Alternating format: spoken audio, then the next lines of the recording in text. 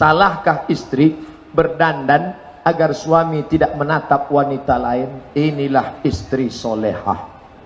Sekarang banyak istri di depan suaminya seperti genderuwo, di depan suami orang seperti artis cantik, di depan suami orang harumnya sampai imam lupa ayat.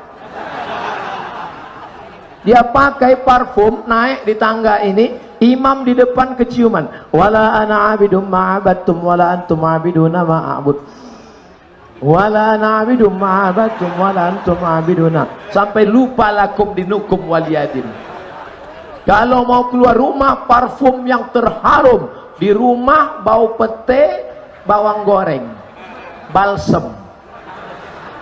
Oleh sebab itu maka ini yang paling benar, dia bersoleh untuk suaminya. Ciri perempuan akhir zaman, bersoleh untuk suami orang, berdandan untuk suami orang. Saya berapa kali ketemu perempuan jamaah, ketemu di pengajian putih, pas ketemu di rumah hitam.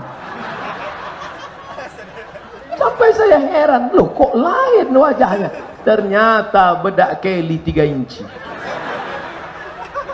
Berarti untuk suaminya di rumah dia tidak pernah berdandan.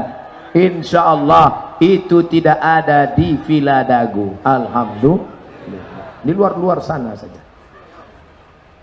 Ustadz, bagaimana cara kita sebagai anak mengingatkan, menasihati orang tua yang susah untuk sholat?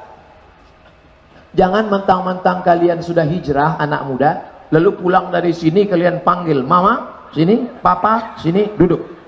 Assalamualaikum ya ayyuhalladzina amanu. Bukan begitu cara menasihati orang tua. Cukup kau kirimkan saja video Ustadz Somad ke nomor WA. Papa, ini ada WA gambar ceramah Ustadz Somad. Apa kata dia? Hai ayah-ayah yang belum sholat, kalian sudah diintai malaikat maut. Hai ibu-ibu yang belum sholat, kalian dari tanah akan mati, masuk tanah, dimakan cacing tanah. Inna awwala ma yuhasabu bihil abdu yaumal qiyamah. Yang pertama kali dihisab, dihitung dari amalmu adalah sholatmu. Sholatlah kau wahai orang tua. Like and share. Nanti papamu sama mamamu dengar, kok dia tahu mama nggak sholat? Nampaknya Ustaz ini dapat bocoran ini. Nggak tahu mah. Insya Allah. Tapi jangan lupa, ada yang lebih hebat daripada ceramah. Ad-doa silahul mu'min. Doa. Ya muqallibal qulub, wahai engkau yang membolak-balikkan hati, ya Allah, kokohkan hati ayah dan ibuku, bukakan pintu hatinya untuk sholat, ya Allah. Nanti di akhir majelis kita sama-sama berdoa. Mudah-mudahan suami-suami yang belum sholat, suami ibu yang masih Fir'aun, mudah-mudahan dikirimkan Allah angin hidayah ke hati mereka. Istri-istri bapak-bapak yang masih lagi istrinya Raja Namrus, mudah-mudahan menjadi istri yang soleha. Bapak ibu kalian yang belum juga sholat, insya Allah dibukakan Allah pintu hatinya, insya Allah. Bagaimana cara sholat muslimah bercadar? Apakah harus dilepas cadarnya? Tidak. Loh, katanya wajah harus dibuka Pak Ustadz. Yang tidak boleh itu menutup wajah seperti menutup tangan pakai sarung tangan. Tahu sarung tangan plastik? Sarung tangan plastik, ditutupnya tangannya pakai sarung tangan plastik. Itu yang tidak boleh. Begitu juga dengan wajah. Disarungnya wajahnya pakai sarung. Tak boleh. Adapun cadar, dia bukan sarung. Cadar itu adalah kain yang ditutupkan. Sama seperti orang ihram pakai payung. Pakai payung nggak apa-apa. Yang tidak boleh itu menempel di kepalanya. Makanya dalam fatwa mazhab Hambali, Syekh Ibnu Utsaimin, Syekh Abdul Aziz bin Baz, maka mereka tetap dibolehkan pakai cadar bagi yang mewajibkan cadar. Sebagian ulama Saudi Arabia cadar wajib. Syekh Ibnu Utsaimin wajib cadar. Syekh bin Baz wajib cadar. Syekh Twigri wajib cadar. Tapi ulama Al-Azhar Kairo Mesir, Syekh Yusuf Al-Qardawi, Syekh Ali Jum'ah, Syekh Muhammad Mutawalli Asy'arawi, Syekh Muhammad Al-Ghazali, Syekh Baqiyat Al-Muti'i, kata mereka cadar tidak wajib. Saya pertengahan. Yang mewajibkan cadar silakan pakai cadar, saya tidak salahkan. Yang tidak mau pakai cadar enggak apa-apa. Jangan yang pakai cadar dengan yang enggak pakai cadar kelahi. Nanti yang ketawa yang enggak pakai celana. Karena ini masalah khilafiyah. Yang penting menutup aurat. Dan kalian yang laki-laki jangan ejek perempuan bercadar. Kenapa kalau kelihatan perempuan bercadar ngeyel, ngejek? Kalau ada orang bercadar, hai ninja nih. Tapi kalau kelihatan orang yang pakai rok mini, dia diam aja. Kelihatan perempuan pakai cadar, ente rese. Kelihatan orang pakai cadar, ente ngejek. Orang yang nggak nutup aurat, ente diam. Berarti ente setan. Ustaz Somad ini kasar sekali ngomong. Berarti ente setan.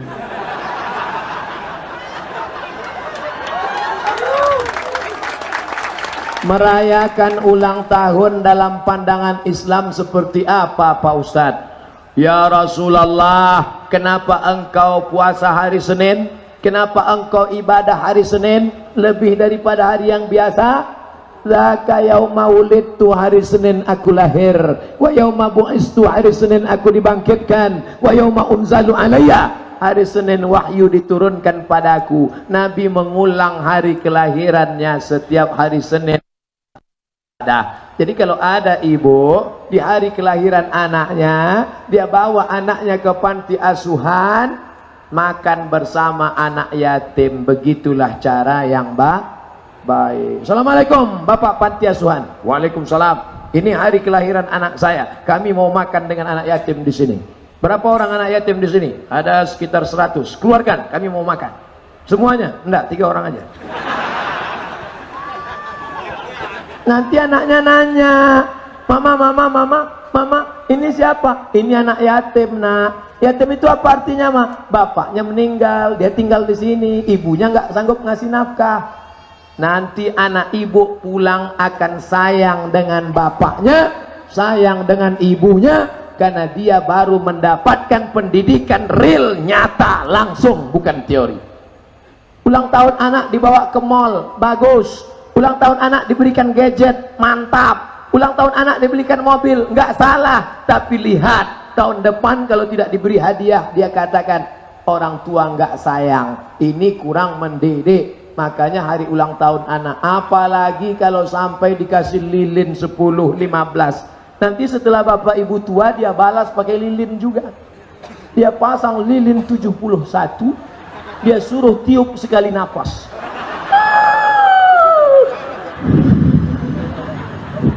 Langsung innalillahi wa inna ilaihi raji'un.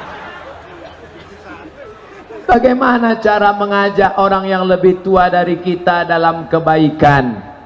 Nabi punya anak namanya Sayyidatuna Fatimah. Fatimah punya anak namanya Sayyidinal Hasan dan Sayyidinal Husain. Hasan, Husain. Ajarkan anak-anak kita sirah Nabi. Ajarkan anak-anak kita keluarga Nabi supaya dia kenal Hasan dan Husain. Kalau tidak, anak kita akan lebih kenal Upin dan Ipin daripada Hasan dan Husain. Dia yang lebih kenal Jerjet, Bang Saleh, Batman, Wonder Woman, Spiderman, Naruto, Jarwo.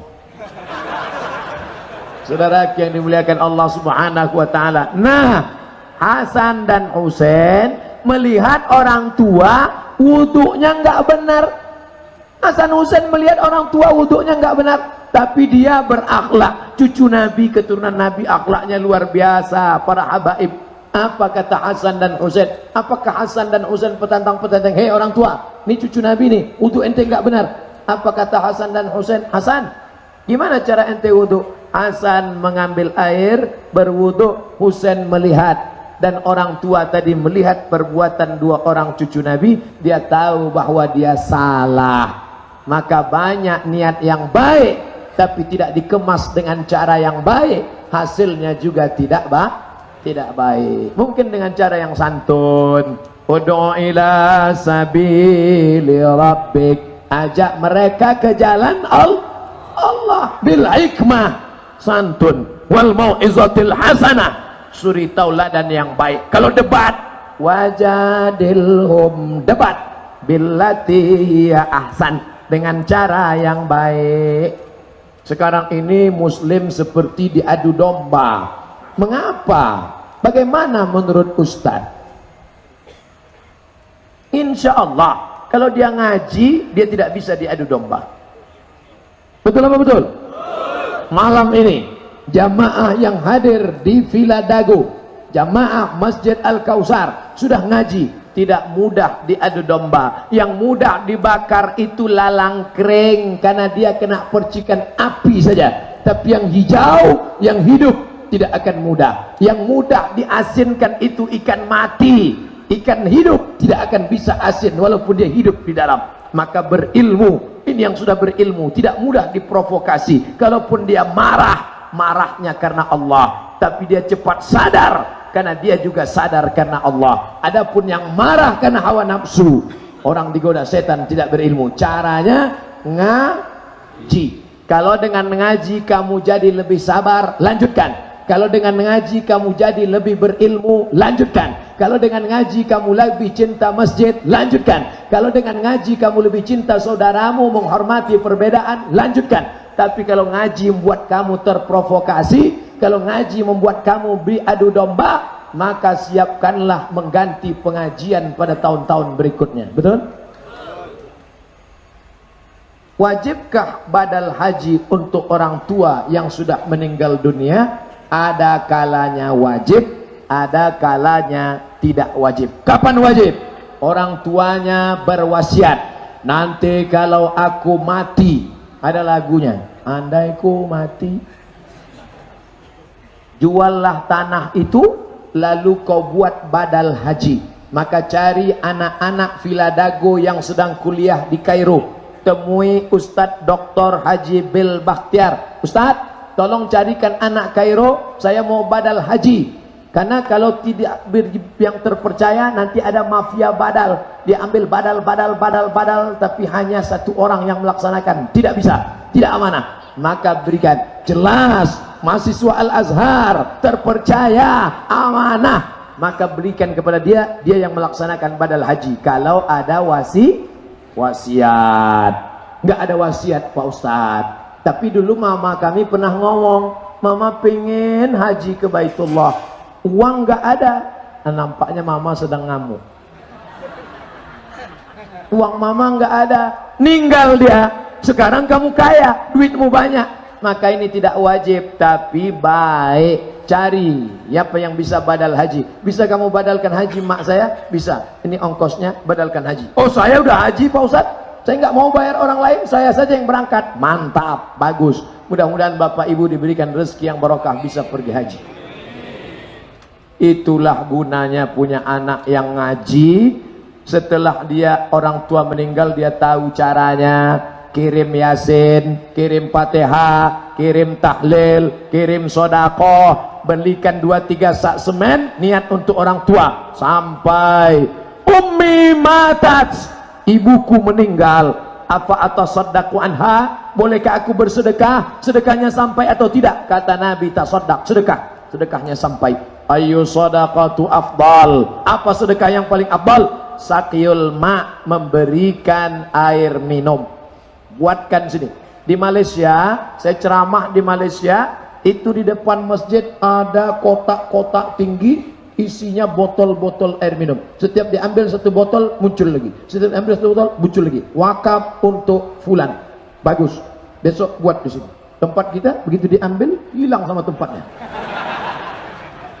Saya pergi ceramah di Kalimantan Selatan, Banjarmasin. Di depan rumah jamaah ada freezer. Dikasih tempat air minum pakai rantai besi, takut hilang. Siapa saja yang lewat bisa minum. Wakaf untuk almarhumah. Bagus. Cari tempat yang sulit mendapatkan air. Tuh, di sana di Yogyakarta, di Gunung Kidul, cari tempat yang sulit. Wakaf sumur bor untuk almarhumah ibu saya. Bagus. Itulah kalau anak-anaknya ngaji, pahalanya sampai. Tapi kalau anaknya nggak ngaji, maknya ninggal, bukan dia kirim sodakoh, bukan dia kirim badal haji, yang dia kirim lagu mama. Mama. Mudah-mudahan anak-anak kita yang mengirim sodakoh, insya Allah.